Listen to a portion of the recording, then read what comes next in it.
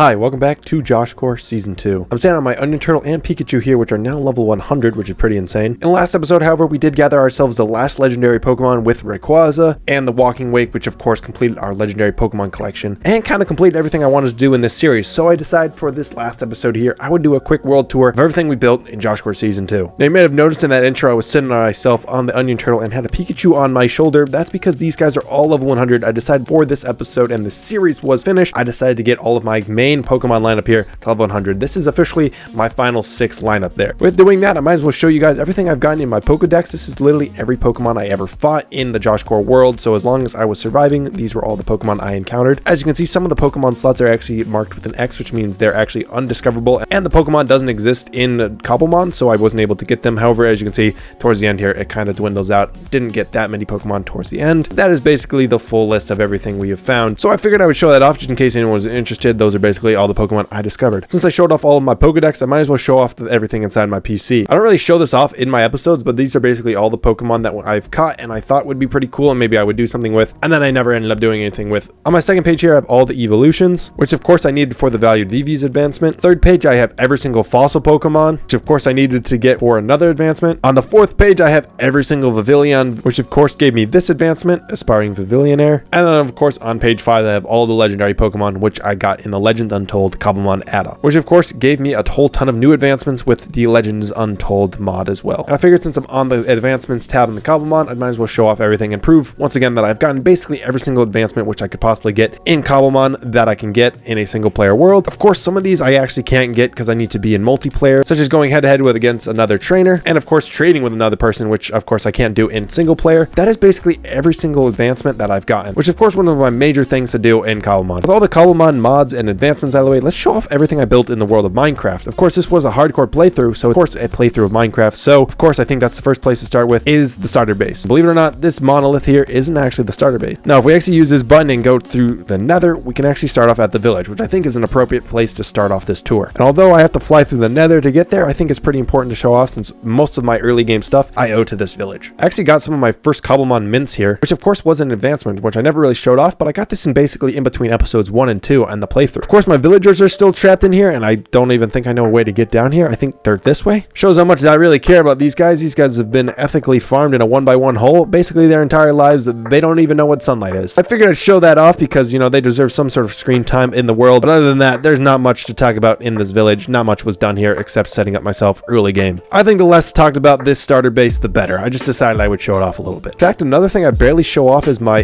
gunpowder farm, which I really only AFK'd once in my entire playthrough for like a 1 overnight session. I got all the gunpowder I'd ever need for this playthrough. Yeah, I have basically double chests on double chests of gunpowder, but I figured you're actually here for some of my main builds, so let's actually show off the monolith. This was really my true starter base here in the world. Of course, we had the downstairs area which my old storage system would sit, and it is still kind of sad here. I really enjoyed this place. It was actually a really good storage center. I kind of like it more than my current one, but hey, what can you do? I have a hidden door right here which actually reveals some of my villagers, which are a little bit less crammed than the guys in the starter village. This is actually really important because this was my source of XP. I didn't really set up any other XP farm besides these guys. I would just trade up the melons and pumpkins from the farm underneath. If I use free cam, I can fly through the walls here, as you can actually see the pumpkin and melon farm set up, as well as the sugarcane farm, which doubled for my paper for the gunpowder farm as well. I have again another drop down area because I have all of my tumblestone farmed back here, which of course was needed for a couple Cobblemon advancements. Yeah, there we go. The rolling stone and tumbling down, which of course was to both do with tumblestone stuff.